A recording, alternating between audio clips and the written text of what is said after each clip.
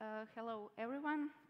So before I start, I would like to inform you that we will have a prize contest at the end. So if you want to join early, you can scan the QR code, and the first three correct answers will get the prize. So if you want, you have 5, 4, 3.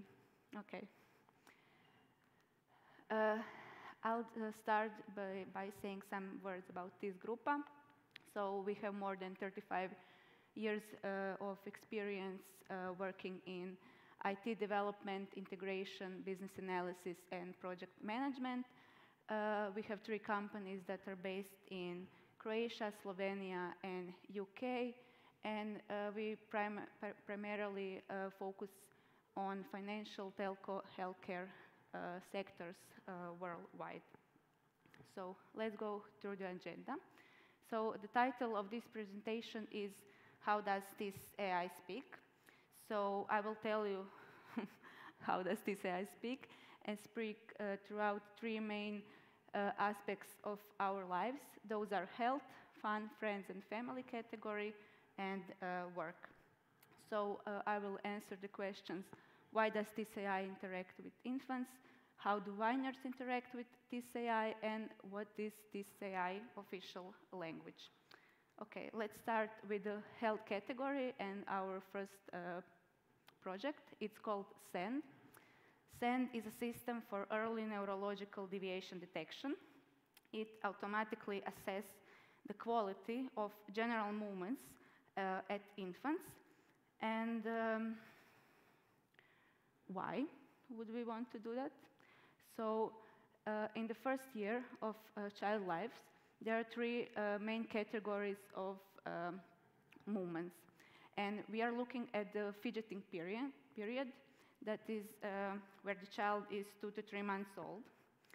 And in that period, the child is learning the basics of the basics movement for the more complex movements that come in the future.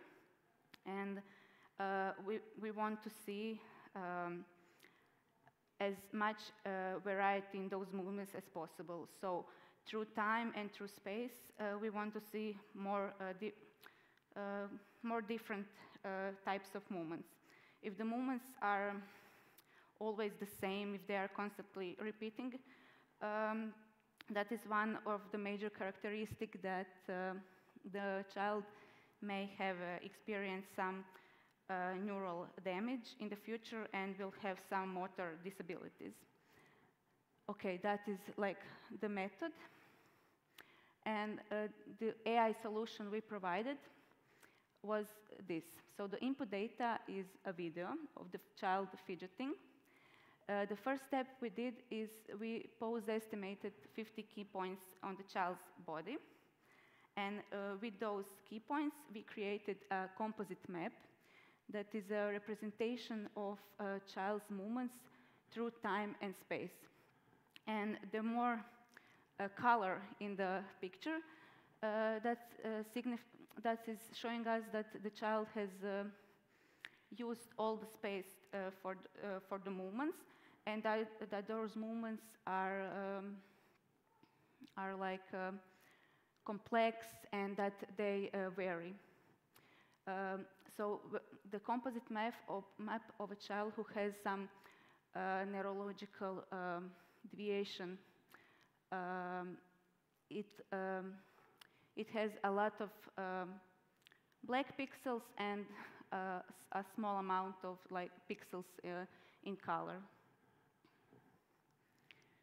Okay, so for the users, for the parents mainly, to get like an easy access to our platform, we created a web application and a mobile one.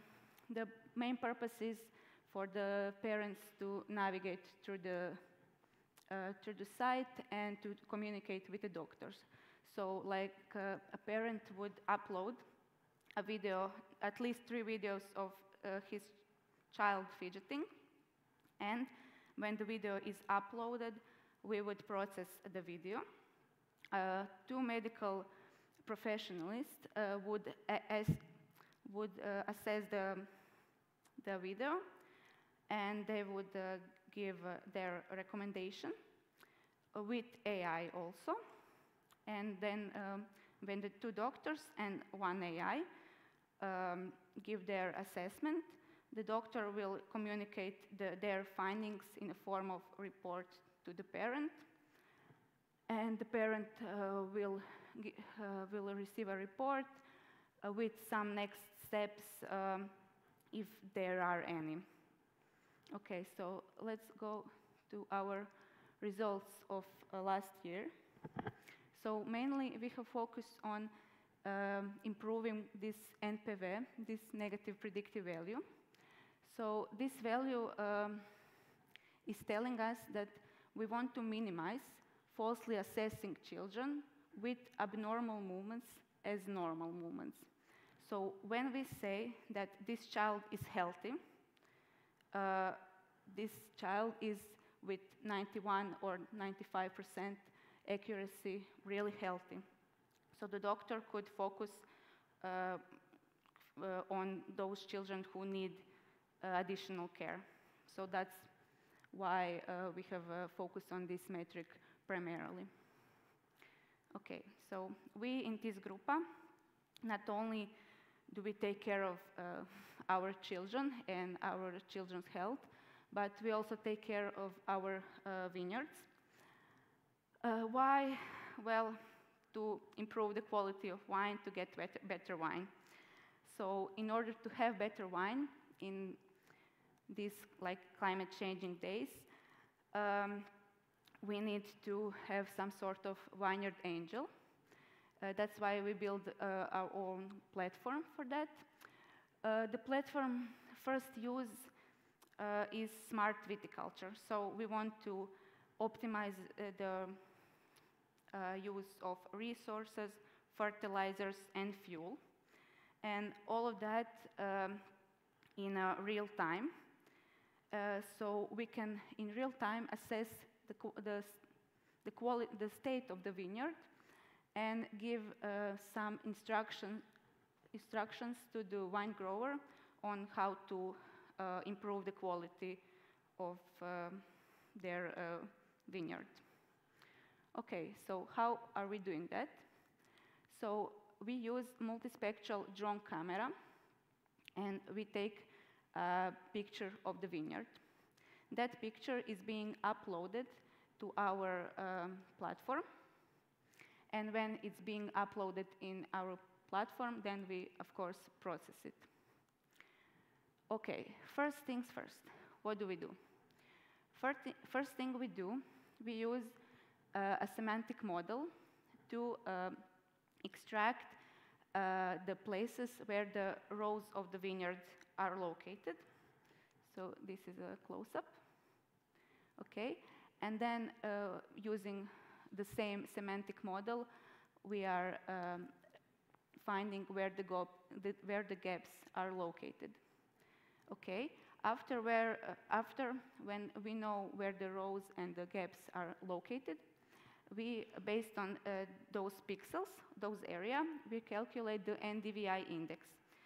In our platform, we use 4 different indexes to calculate the overall state of the vineyard, but I'm just going to explain the NDVI index here. So NDVI index, as you can see on the left picture, is telling us overall state of the plant in the vineyard. And based on the image pixels, we can tell if those wines are healthy or unhealthy. Why would we actually want to do that? Because when we first started this project, Kutjevo winery has come to us with a problem that in the same vineyard, they don't have the same quality of wine. And so we want to identify those quality zones within the same vineyard in order to tell the wine grower where there are more quality wines and where are less quality wines. So the wine grower would not put the grapes that are located in one area in the same barrel as the grapes that are located in the other area. Okay, and okay, this picture is just to show you the overall accuracy of our semantic model. So you can see how accurate it is when it's searching where the rows and the gaps are located. And the last step is communicating the results to the wine grower. Our wine specialist is communicating those results in the form of report. So everything I just showed you, the wine specialist puts in the report with some instructions on for the wine grower to do. So how many fertilizers he needs to buy and on which area of the vineyard he needs to use them, how many wines he needs to purchase to plan for the next season. I forgot to mention, but when we do like an estimation where the gaps are, based on where the gaps are, we are calculating the number of missing plants. So the wine grower could know exactly how many vines to purchase and plant for the next season. Okay, this is how the TSAI is interacting with the vineyards. But if you were wondering how does vineyards interact with TSAI, well, in simple, through its wine, through its products, and enjoying like quality time with family and friends. We, in TIS, like to make our lives a little bit easier, and we would like to focus more on work and less on those additional, more tiring tasks that nobody actually want to do. So that's why we have created our own next-gen bot. It's actually RAG. So our idea was to create an AI LLM solution that will utilize the information from any documentation and will give will give an answer to the specific question. So basically what I just said, it's a definition of RAG. And this documentation I'm telling about, it can be anything you want. So it can be some company policies and procedures, some prospects, some catalogs. So anything you can think of, we can like put it in, and the LLM will give you the answer. Okay, this slide is showing us the overall scheme of the architecture of the use case. So how this system works. Some user will ask the question, and based on that question and the documentation, the system will find the most relevant paragraphs within those within the documentation, and the user will receive the answer. Okay, this slide is showing basically the same thing. It's showing us what do we need to create this architecture. So we have 3 steps. We need source, we need LLM, and host. So source is your data. You need your documentations, and those documents need to be stored somewhere. So we are very flexible about that. So, for example, the data can be stored locally. It can be stored on Google Drive, on Teams, on SharePoint, and from latest, it can be stored on IBM FileNet Content Manager. For LLM, so you can use open source or closed source LLMs. it depends on your use case, on how much are you flexible. Is the client,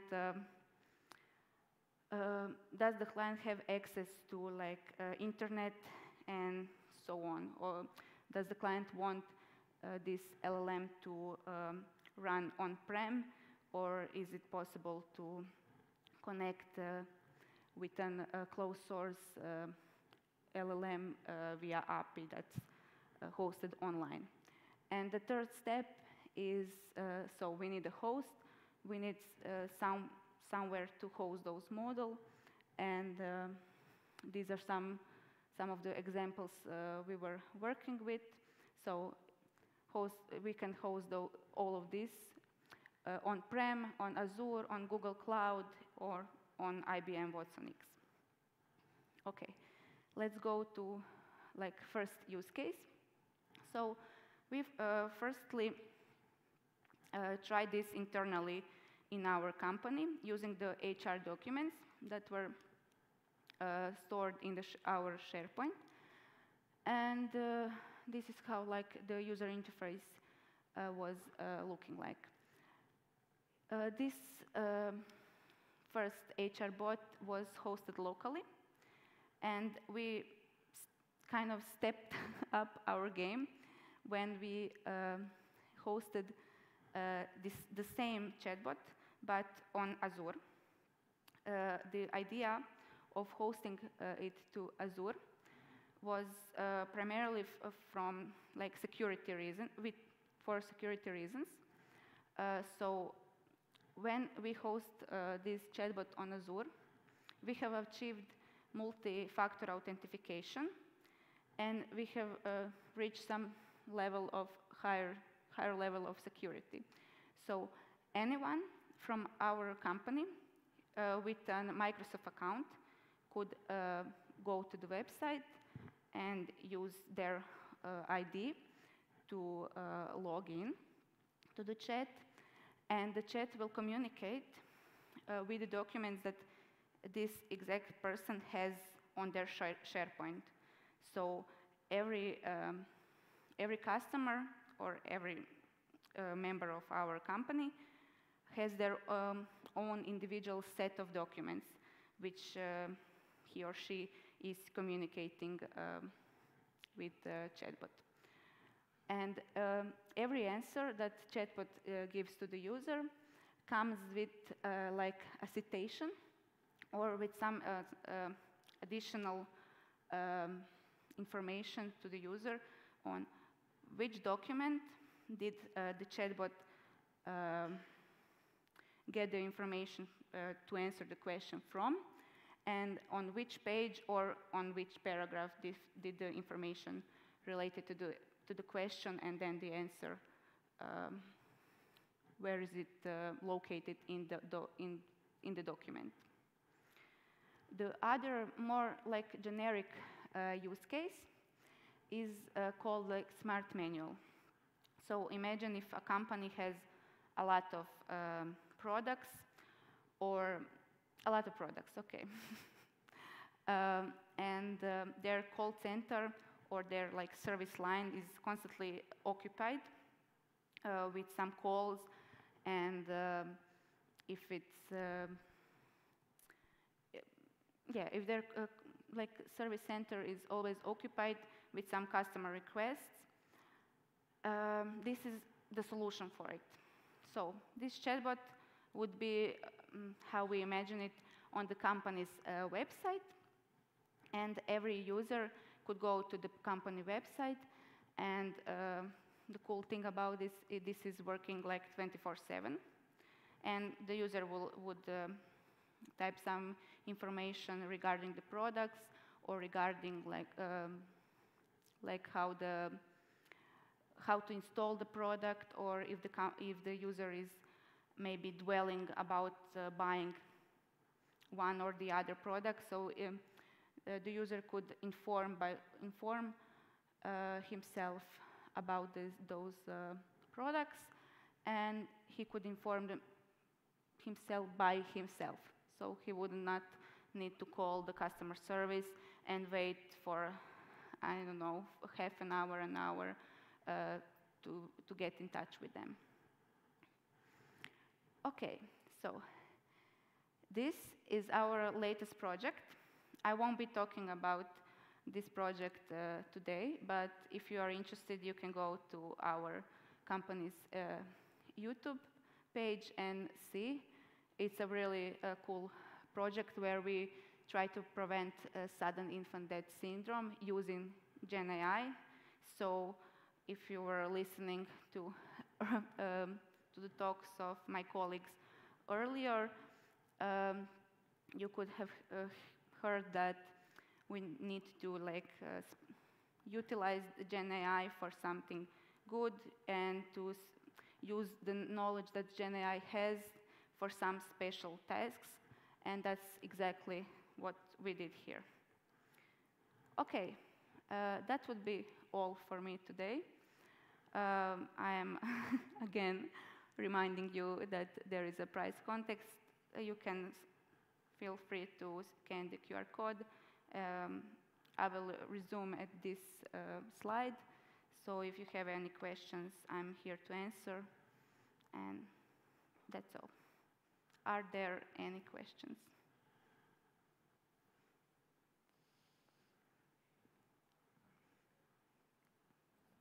No? Okay.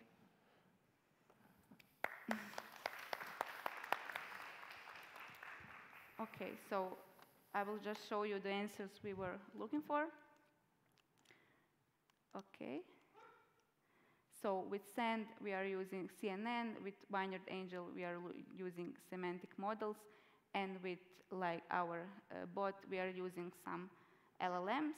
So I would like just for my colleague to go up here and just tell me the name of the winners. And that's all. Thank you.